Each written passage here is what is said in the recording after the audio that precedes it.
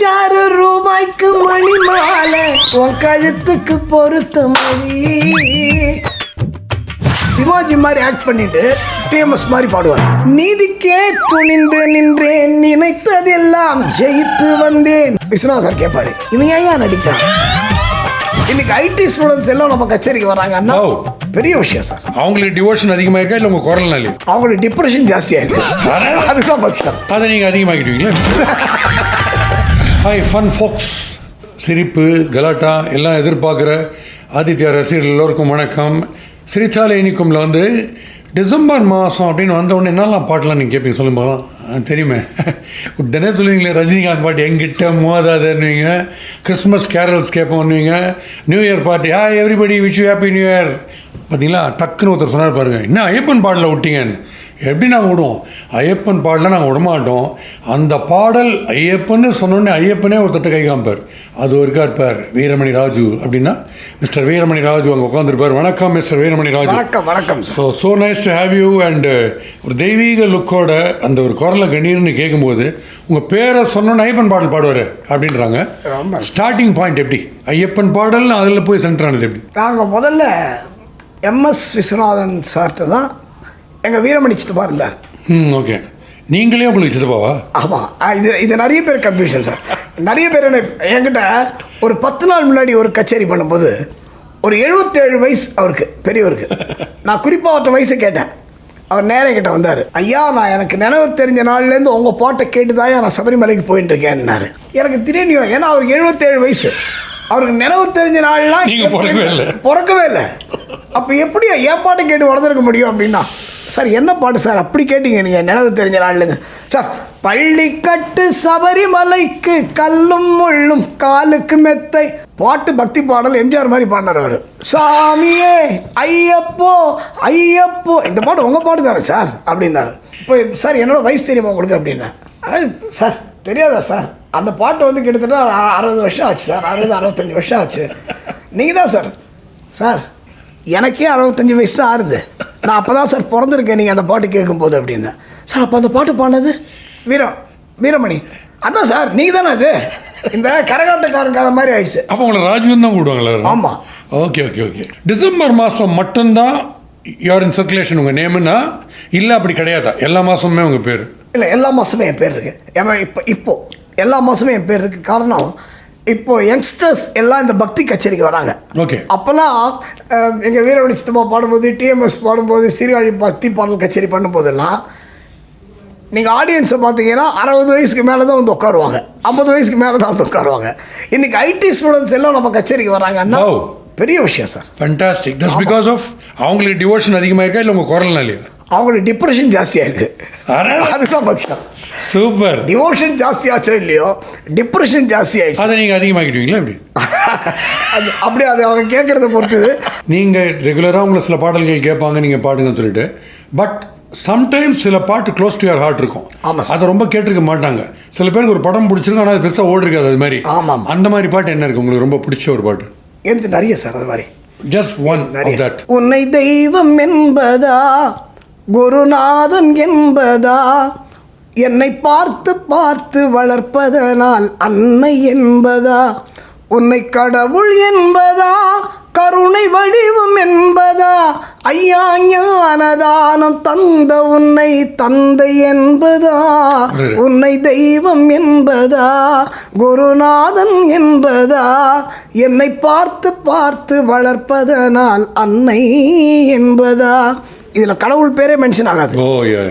இது மாதிரி இறைவனிடம் கையேந்துங்கள், அவன் இல்லை என்று சொல்லுவதில்லை, அது மாதிரி கடவுள் பேரே மென்ஷன் ஆகாது. கடைசியில் தான் ஐயப்பான்னு மென்ஷன் ஆகும். பட் இப்போ உங்களுக்கு இந்த கடவுளுடைய இந்த டெடிக்கேஷன், இந்த டிவோஷன்லாம் இருக்கிறதுனால ஒரு நார்மல் மூவி சீனில் ஒரு ரொமான்டிக் சாங் உங்களை பாட சொல்கிறாங்கன்னு வச்சுங்க, அது கஷ்டப்படுவீங்களா? கண்டிப்பாக கஷ்டப்படுவோம் சார். கஷ்டப்படுறத விட கேட்குறவங்க ரொம்ப கஷ்டப்படுவாங்க, அதுதான் முக்கியம். ஏன்னா அந்த சங்கதி எல்லாம் வந்துடும். ஆமாம், அது ஆட்டோமேட்டிக்காக வரும். ஒரு வாட்டி இது ஒரு உதாரணமே சொல்கிறேன். எம்எஸ்வி சார் இதில் வந்து ஒரு ஏடா கூடமோ ஒரு பாட்டு மாட்டுறது எனக்கு. ஜானகி மாவட்டாங்க அந்த கச்சேரிக்கு. அன்றைக்கி இவர் என்ன பண்ணுறாரு, அன்றைக்கி எஸ்பிபி வாய்ஸ் கிடையாது, அன்றைக்கி டிவோஷனல் கச்சேரி. ஜானகி மாவட்டாங்க. ஜானகி மாவட்டம்னா அப்போ இந்த வறுமை நேரம் சிவப்பு வந்த புதுசு. கருமாரியம்மன் கோயிலில் கச்சேரி, திருவேற்காடு கருமாரியம்மன் கோயிலில். எல்லாரும் கேட்குறாங்க, சிப்பி இருக்குது பாடுன்றான். வீரமணி இங்கே வா அப்படின்னாரு. ஐயோ பால் எங்கடா எம்எல்ஏ விழுது அனௌன்ஸ் பண்ணிட்டாரு. இந்த சிப்பி இருக்குது உனக்கு தெரியுமா உனக்கு அப்படின்னாரு. அண்ணா எனக்கு தெரியும்ண்ணா, ஆனால் ஜானகி அம்மாவோட பாட முடியாதுன்னா அது பாலுண்ணா சுதி வேற எந்த சுதியாக இருந்தால் அந்த பாட்டு தெரியுமா தெரியாதா உனக்கு? தெரியுண்ணா பாடுவா அப்படின்ட்டாரு. தந்தன தத்தன தந்தன தத்தன தான தந்தன தந்தானா. நான் சிப்பி இருக்குது முத்துமீர் டேமஸ் மாதிரி திறந்து பார்க்க நேரம் இல்லடி ராஜாத்தி எல்லாம் பாடி முடித்தேன். பாட்டு பாடியாச்சு, ஜனங்க கை தட்டாங்க. விஸ்வநாதன் என்னை கூப்பிட்டாரு, இங்கே வாயேன் அப்படின்னார். சரி ஏதோ சத்தியமாக திட்ட போகிறார், நமக்கு தெரியும். நான் அந்த பாட்டு எப்படி பாடுறேன்னு எனக்கு தெரியும்ல, இங்கே வாடா அப்படின்னா. என்னடா அப்படின்னா, ஏண்டா நீ என்ன பாட்டு பாடாத பக்தி பாடல் பாடுற மாதிரி இருக்கிறதா, என்னடா அது அதுதான் கேட்டேன் அப்படின்னாரு. ஆனால் ஒரு யூனிக் கோயின்சிடன்ஸ் பார்த்தேன், உங்களை தான் பிளாக்ல தான் பார்க்குறேன். நீங்கள் ஐயப்பன் பக்தர், டெரிஃபிக்கான பக்தர், டிவோட்டி, பிளாக்கு. உங்கள் பேர் வீரமணி. இன்னொரு வீரமணி இருக்கிற ஒரு காட் நம்பிக்கை கிடையாது, ஆனால் அவரும் பிளாக்கு. இது எராட்டிக் கோயின்சிடன்ஸாக இருக்குது. ஒரு பெரிய விஷயம் என்ன தெரியுமா, அதில் பெரிய காம்படிஷன் நடந்தது. அதில் அவரே சொல்லுவார், நான் கருப்பு சட்டை போட்டு இல்லைன்னு சொல்கிறேன், என்னோட தம்பி இன்னொரு வீரமணி வந்து கருப்பு சட்டை போட்டு இருக்கு அத்தனை பேரையும் கருப்பு சட்டை போட வைக்கிறான் அப்படின்னு சொன்னார். பட் நீங்கள் எம்ஜிஆரோட பயங்கரமாக மூவ் பண்ணுறீங்க. ரொம்ப எனக்கு நான் போலீஸில் எனக்கு வேலை வாங்கி கொடுத்தது எம்ஜிஆர். போலீஸ்லையா? நான் போலீஸில் ஒர்க் பண்ணியிருந்தேன், சிஐடி ரிப்போர்ட்டராக ஒர்க் பண்ணியிருந்தேன். ஒரு ரிசப்ஷன் கச்சேரிக்கு எம்ஜிஆர் வரார். அப்போ சிஎம் அவர். ஓகே. எப்போவுமே அவர் என்ன பண்ணுவார், நேராக மணமேடைக்கு வருவார், கிஃப்ட்டை கொடுப்பாரு, அப்படியே போயிடுவார். அன்றைக்கி வீரமணி சித்தப்பா கச்சேரி உட்லண்ட்ஸில் மறக்க முடியாத கச்சேரி. அவரோட கச்சேரியில் மருதமலை மாமணி நான் தான் பாடுவேன். ஓ ரைட்டு. அது மதுரை சோமு பாடினது. உள்ளே வராரு, அந்த லானில் கச்சேரி உள்ளே வராரு.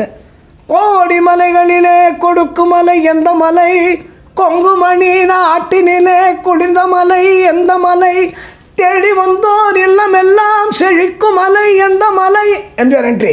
தேவாதி தேவரெல்லாம் தேடி வரும் மருதமலை.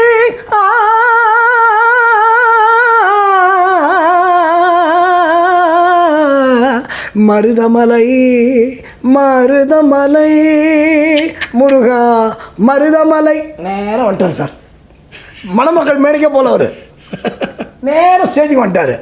எம்ஜிஆர் ஸ்டேஜுக்கு வந்தால் கை காலெலாம் ஆடுது. வந்துட்டு இதான் ஸ்டேஜ், நான் இங்கே உட்காந்து பாடிட்டு இருக்கேன். வீரமணி சித்தப்பா இங்கே உட்காந்துருக்காரு, இங்கே ஹார்மோனிஸ்ட் உட்காந்துருக்காரு, இங்கே உட்கார்றாரு.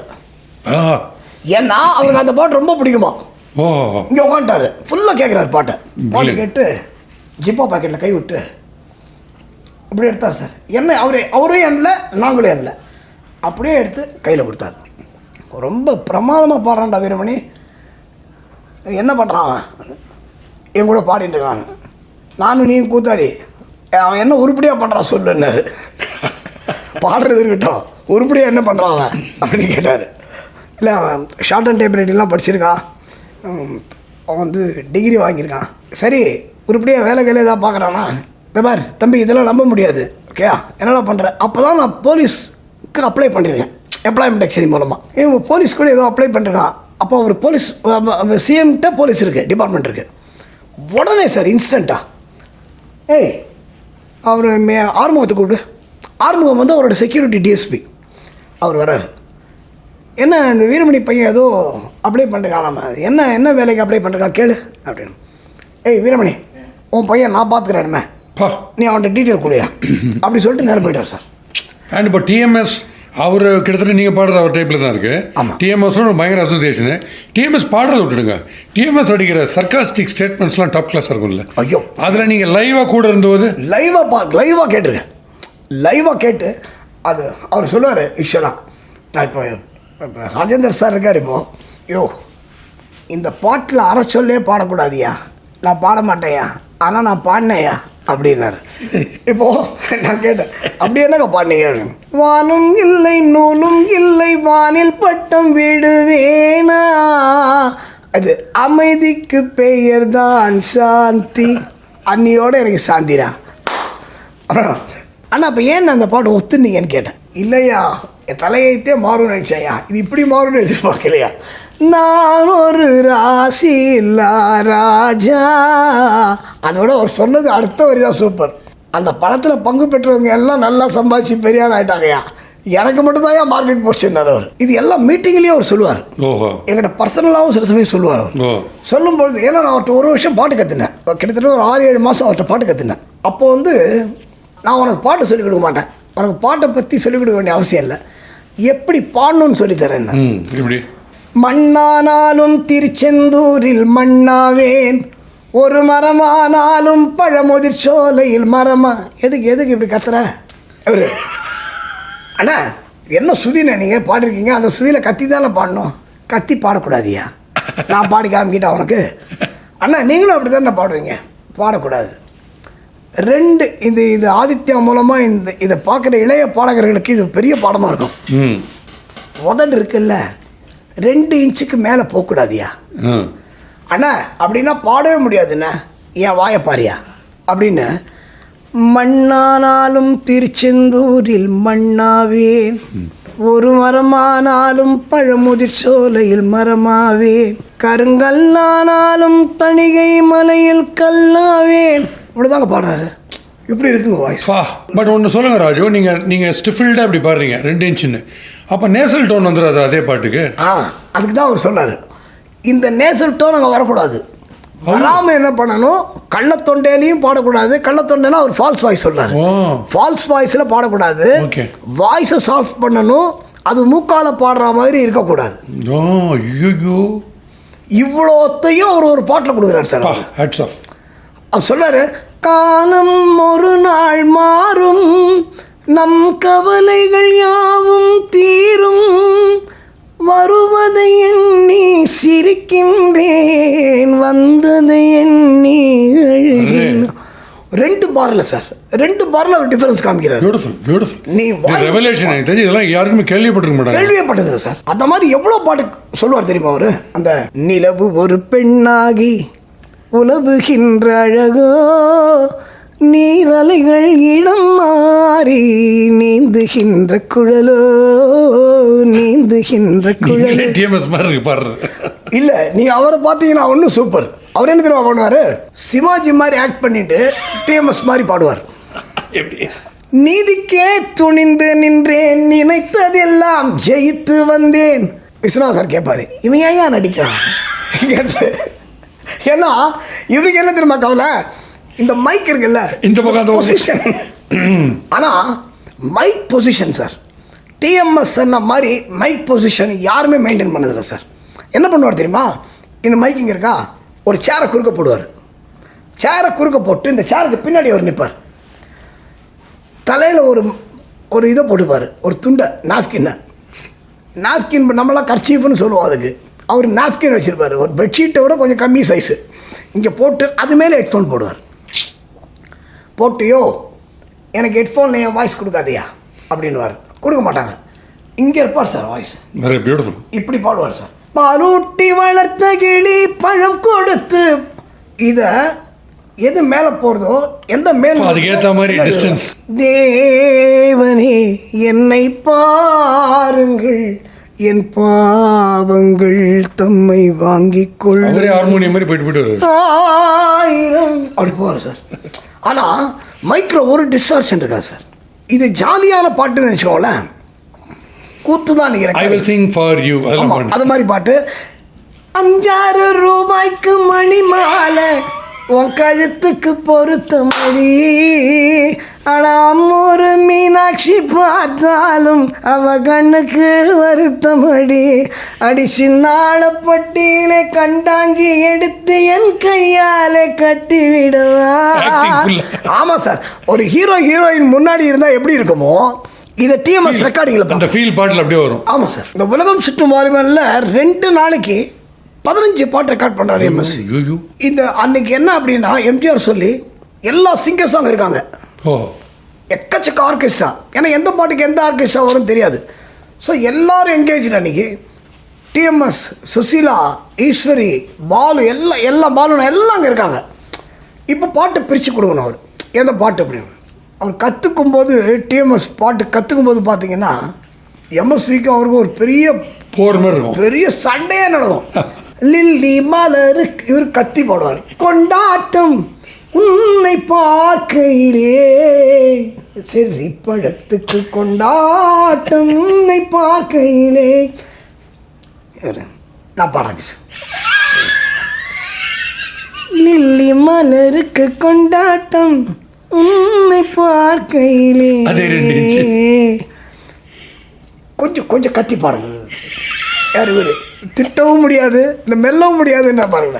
ஆனால் டிஎம்எஸ் சுசீலான்னா அவருக்கு உயிர். அவருக்கு தெரியும் இவங்க எப்படி பண்ணுவாங்கன்னு தெரியும். இருந்தாலும் இருக்கிற ஒரு ஆங்ஸைட்டி ஒன்று இருக்குல்ல. சரி லாலாலா தாலாலே தாலாலே தாலாலே. இது போன கொஞ்சம் கொஞ்சம் படிச்சு கொடுங்களேன். நாள்தோறும் நான் உன்னை தாளாட்ட வேண்டும். இல்லை இல்லை டிஎம்எஸ் கொஞ்சம் காலமே ஓடிவா காதலே தேடிவா காலமே ஓடிவா காதலே. சரி எப்படியோ பாடியா பாடு சார். இது திட்டவும் முடியாது. அவங்களுக்குள்ளே இருந்த ஒரு ரிலேஷன்ஷிப் இருக்குது பாருங்கள். அவ்வளோ போல உள்ளே போய்டுவார் இவர். உள்ளே போய்ட்டு இப்போ என்னையா சுச்சுவேஷன் இல்லையா, நமக்கு எதுக்கா சுச்சுவேஷன், நம்ம பாட்டு தான்.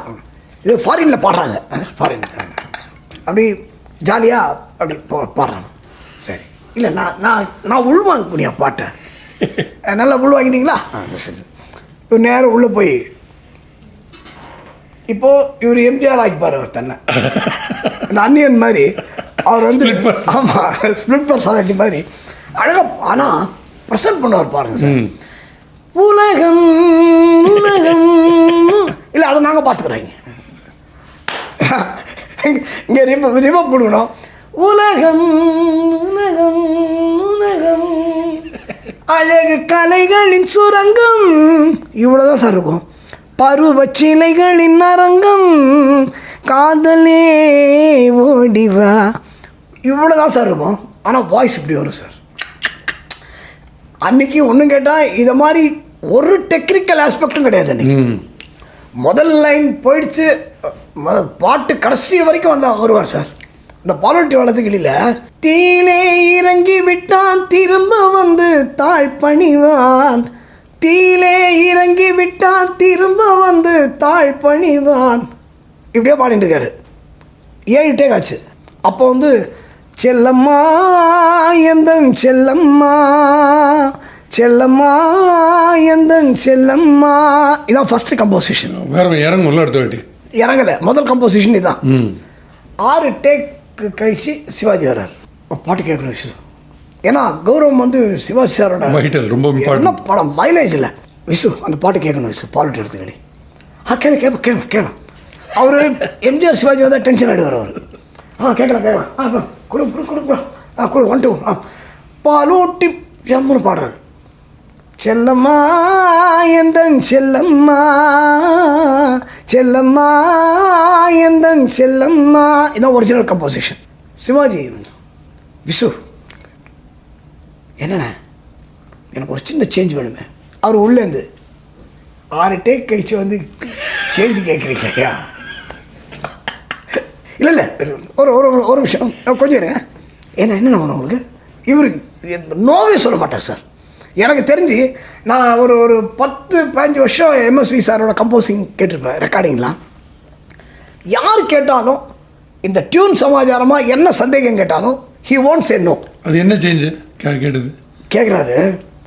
விசு நான் இந்த இடத்துல என் பிள்ளை என்னை விட்டு போகிறேன்யா, நான் உடஞ்சி போகணும்.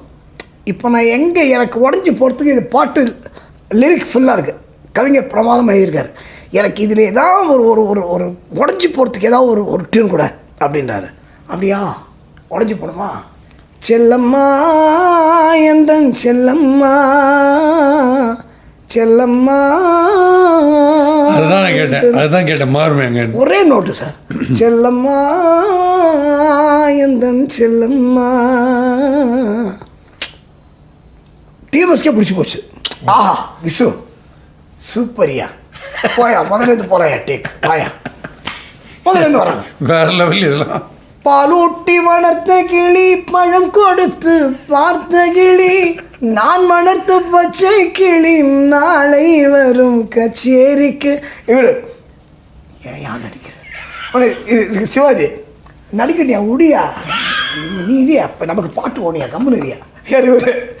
இவங்க 2 பேருக்குள்ள இவங்க அந்த 3 பேர் இந்த ட்ரையாங்குலர் காம்பினேஷன் இருக்கு பாருங்க, top sir. But cinema offer வந்திருக்கா படம் நடிக்கிறதுக்கு? இல்லை, இது வரைக்கும் சீரியலில் கேட்டாங்க. என்ன ரோல்? ஒரு சாமியார் ரோலு. தயவு செஞ்சு விட்டுட்டேன். இல்லை வேணாம் சார். பட் நடிப்பு வரும்னு நினைக்கிறேன் உங்களுக்கு. உங்களால் லிமிடேட் பண்ண முடியுது. நீங்கள் எம்எஸ்சி மாதிரி பண்ணி காமிக்கிறீங்க, எல்லாம் பண்ணுறீங்க, நடிப்பு வரும்னு நினைக்கிறேன் உங்களுக்கு. வருமோ வராதோ தெரியாது, வந்ததுதான் மக்கள் தான் கஷ்டப்படுவாங்க. ஸோ இப்போ எத்தனையோ பேர் இருக்காங்க, அவங்க வந்து நிறைய பேர் ஃப்ரஸ்ட்ரேட்டடாக இருப்பாங்க, கெரியரில் முன்னுக்கு வர முடியல, பாட்டு கற்றுக்கணும்னு நினச்சேன், வசதி இல்லை, டிஸ்கரேஜ் பண்ணுறாங்க, அப்படிலாம் இருக்கும்போது நிறைய வாட் வுட் யூ அட்வைஸ்? என்னோட அட்வைஸ், அவங்களுக்கு எந்த ரூட் பிடிச்சிருக்கோ அந்த ரூட் எடுத்துக்கணும். இப்போ ஃபிலிம் மியூசிக் தான் பிடிச்சிருக்கு அப்படின்னா அதுலேயே தைரியமாக போகணும். எம்எஸ்வி சார் சொல்லுவார், நீ ஒரு தொழிலுக்கு வர அப்படின்னு சொன்னால் நீ உன்னை எவ்வளோ தூரம் எக்யூப் பண்ணிக்கிறியோ அது வீணாக போகாது அப்படின்வார். நீ கண்டிப்பாக வா, நீ பாடு. ஏன்னா எஸ்பிபியே திருப்பி அமிச்சார் எம்எஸ்வி சார். அது இம்ப்ரூவ் பண்ண. ஆமாம் ஆமாம். ஏன் ஹரிகரன் சார் சொன்னார், ஹரிகரன் சார் சொன்னார் தமிழை ஒழுங்காக பாடியா அப்படின்னுவார். ஆனால் தமிழுக்கும் விஸ்வநாத் சாருக்கும் சம்மந்தமே கிடையாது. அதுதான் சூப்பர் அதில். ஓகே, அவர் மலையாளி இல்லையா? ஆமாம். அது மாதிரி அவர்கிட்ட பாடினவங்க எல்லாமே டிஎம்எஸ் தான் ஓரளவு தமிழ் தெரிஞ்சவர், சீர்காழி தமிழ் தெரிஞ்சவர். மற்றவங்க எல்லாமே தெலுங்காரங்க தான். எஸ்பிபி, ஜானகிமா, பிபிஎஸ். ஆனால் அத்தனை பேரையும் அவர் வேலை வாங்கினார். வேலை வாங்கி அந்த தமிழ் பாட்டை அழகாக கொண்டு வந்தார். அது மாதிரி என்னை பொறுத்த வரைக்கும் நான் எல்லாருக்கும் அட்வைஸ் அப்படின்னு சொன்னால், நமக்கு எந்த ரூட் சரியோ அந்த ரூட் போகணும். நமக்கு நிம்மதி வேணுமா, நிம்மதியாக பக்தி பாடல் கேட்கணும். இல்லையா, எனக்கு பக்தி பாடல் அவ்வளோ பழைய பாட்டு போட்டு கேட்டால் போகிறோம் சார். பாசிட்டிவிட்டி. ஆமாம். எம்ஜிஆர் பாட்டு டவுட்டே. நான் எல்லாம் தான் பண்ணுவேன். நான் கச்சேரி முடிச்சுட்டு வந்தால் என் பாட்டு கேட்க மாட்டேன். நான் போயிட்டு வந்து என்னோட டிஎம்எஸ் பாட்டு கேட்பேன். பழைய பாட்டெலாம், பழைய பாட்டு போய் கேட்டால் நிம்மதி, அது எப்படி தூக்கம் வரும்னு தெரியும். ஆமாம், நானே வந்து என்னோடய டாக் ஷோஸில் சொல்லியிருக்கேன், நீங்கள் மார்னிங் எழுந்தவுடனே உலகம் பிறந்தது எனக்காக, எது வந்தாலும் ஏற்றுக்கொண்டால் துணிவே துணியாய் மாறும் அப்படின்ட்டு என்னதான் நடக்கட்டுமேன்னு சொல்லிட்டீங்கன்னா, இந்த பாட்டு மைண்டில் ஓடினே இருந்ததுன்னா த்ரூ அவுட் த டே என்ன பிரச்சனை வந்தாலும் இந்த பாட்டு சேவ் பண்ணுவோம். சூப்பர். எம்ஜிஆர் தான் வருவார் நம்ம முன்னாடி. ஆமாம் ஆமாம். அவ்வளோ பவர் இருக்குது அந்த பாட்டுக்கெலாம். கண்டிப்பாக. ஸ்ட்ரெஸ் ஃப்ரீ லைஃப் எல்லோரும் எய்ம் பண்ணுறது அதுதான். வேறு ரூட்டில் போகிறாங்க. சிங்கிங் ஒரு பக்கம் இருக்குது, ஸ்ட்ரெஸ் ஃப்ரீயாக இருக்கணும். பட் ஹியூமர் வந்து இந்த சேனலோடைய மெயின் லோகோவே அது ஹியூமர் தான். அப்படி இருக்கும்போது என்னன்னு what would you advice? Stress free அப்படின்னா ஃபஸ்ட்டு காமெடி ஷோஸ் பார்க்கணும் சார். உங்களுக்கு ரொம்ப பிடிக்கும் காமெடி? எனக்கு ரொம்ப பிடிக்கும் சார். நான் இந்த இன்டர்வியூன்றதுக்காக சொல்லலை, நான் கச்சேரி முடிச்சுட்டு வந்து நான் வந்து I will watch only Aditya TV. Okay. ஆதித்யாவில் இந்த காமெடி சீன்ஸாக பார்த்துட்டு தான் 1 மணி நேரம் பார்த்துட்டு தான் தூங்க போவேன். ஓகே. ஆமாம், அந்த ஃப்ரெஷ்னஸ் இருக்குது பாருங்கள் சார். இந்த சிரிப்போடு போய் தூங்கணும் சார். ரைட். ஆமாம் சார். இவர் எங்கள் ஹரிதாஸ்கிரி சொல்லுவார், 5 நிமிஷம் சிரிச்சேன்னா உனக்கு வந்து 5 நிமிஷம் ஆயுள் ஜாஸ்தி ஆகுதுன்னு அர்த்தம். Beautiful. Thank you so much Raju. And இன்னும் நிறைய உங்கள் வாய்ஸை கேட்டுனே இருக்கணும். கண்டிப்பாக. பீப்புளுக்கு பாசிட்டிவிட்டி டபுள் ஆகினே இருக்கணும் உங்கள் பாட்டை கேட்க. So thank you so much for joining us. ரொம்ப தேங்க்ஸ் சார். தேங்க்ஸ். அண்ட் உங்களுடைய டே இன்னைக்கு நான் சொல்லவே வேணாம், with music and laughter with so much of fun. உங்களுக்கு இந்த டே அஷ்யூர்டு உங்களுக்கு. அவ்வளோதான். இதை நீங்கள் மைண்டில் வச்சுக்கோங்க. Every day is going to be your day.